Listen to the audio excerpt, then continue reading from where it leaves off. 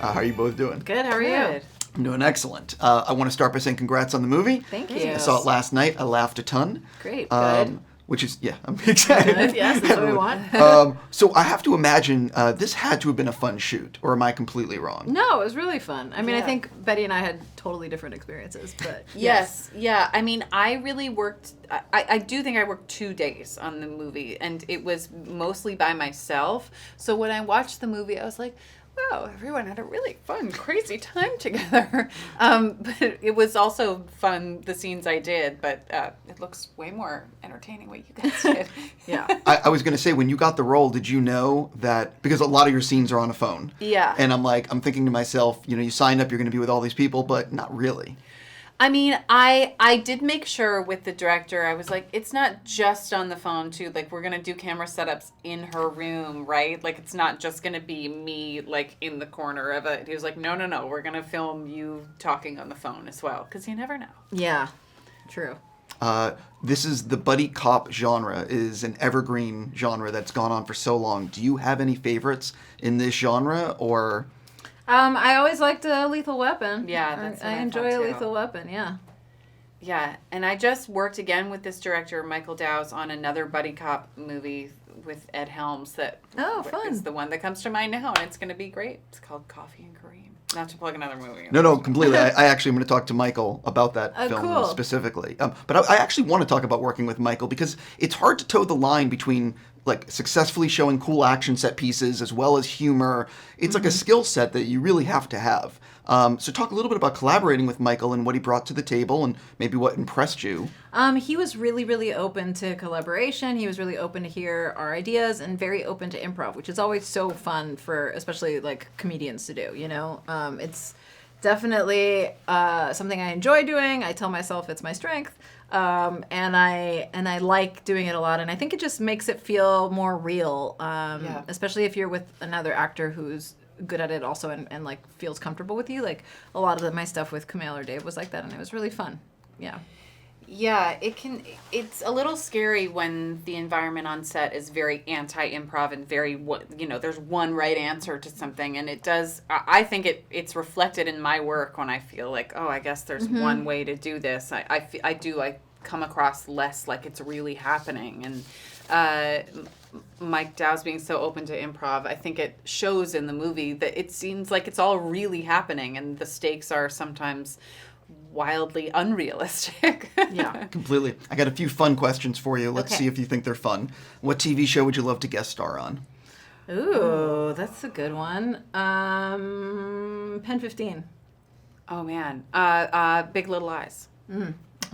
First movie or TV show crush?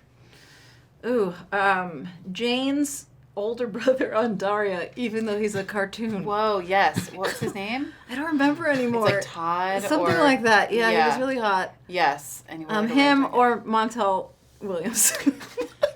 I know. Those I are- have an eclectic taste. Right. He was nurturing. I enjoyed it. What can That's I say? as different as it could possibly be. Yeah. Okay, this isn't just because you're wearing that shirt, but Ray Liotta in Goodfellas.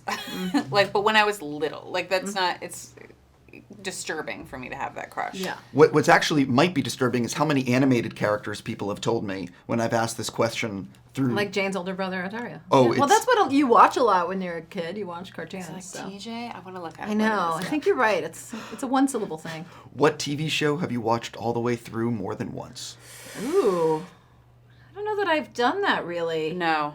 Because I feel like that's a waste of time because it's peak TV, man. There's so much TV out there. But I can't argue with that, by the way. You know what? Game of Thrones. Whoa. Here's why. Because I convinced someone to watch it recently who had never seen it before the last season. So I watched all of the seasons with them. Oh, that would have been helpful. I forgot everything that happened. Before the last season came out. So I did do that with that one. Most of the episodes I rewatched with them. Sure. Yeah. I guess Friends and Seinfeld I've just probably by- seen. because they're on. Yeah, or like Sex and the City. Yeah. Okay. What movie have you watched the most? Ooh, that's a good question. For me, West Side Story. Oh, wow. Yeah. Surprising. A million times. I've watched Clueless a lot. Yeah. Eternal Sunshine a lot. And Cool probably Runnings. Moulin Rouge. Yeah. I really love Moulin Rouge. Yeah. By the way, there's nothing wrong with that movie. Oh, it's so good. Nothing. And then Blue Crush, that movie, yeah! the surfing movie. In my a like great stoner high school days, we would just like throw on the Blue Crush DVD all the time, like over 40 times. I was going to say Dazed and Confused for me. Ah, nice. Yes, also Dazed and Confused. Can you watch yourself on screen, or do you become super hypercritical? No, I think it's important to watch yourself. At least for me on screen, it's like if you're an athlete and you watch your game, and you go, "What did I do wrong?" Or did I? It helps you build your craft when you're aware of what you look like when you're trying to do something, and you're like, "Did I succeed at that, or did I not?" I think it's important to be aware of yourself. I vacillate between being too neurotic and not caring. Yeah. Like 10 years ago when I first started acting, I was like, would just spiral about it. And now I'm a little more tired and less, I don't have the energy Less critical to of spiral. yourself. Yeah. That's good. What was the last thing you were really obsessed with? Whether it be a movie, a book, a game? Oh, Fleabag. I need to just sit down and watch it. Maybe I'll do that this weekend. You should. It's only 6 episodes and 2 seasons. Oh, I need so good. I've heard this from so many people. Have you not seen it? I have not. The second season is somehow better than the first, which was amazing. Wow. It's so good. And the second season is the last. It's fantastic. They're only doing 2? Yeah. Wow. It's British TV, man. They know. Yeah. Killing Eve. Oh, yeah. Same. Yeah. Everyone, that's Yeah. another one on my list. Phoebe What's the Waller. secret to having a great relationship with your cinematographer? Oh. Saying thank you Yep. for the light. Yeah. Yeah. Thank you for the light. Yeah. When they do that nice light on you, you're like, thank you so much. You're thinking about my face. Yeah, I agree. Yeah. I should say thank you for the light more. I have to ask an individual question. I'm a big fan of Glow. I know season 3 is coming. Yep. What can you tease people about it? I know that it's mostly in Vegas. Yes, it's all in Vegas, and it's about us doing the show within the show, kind of the floor show version of our crazy wrestling show. And, things continue to get weirder, and the stakes get higher, and so do the cuts on the bodysuits.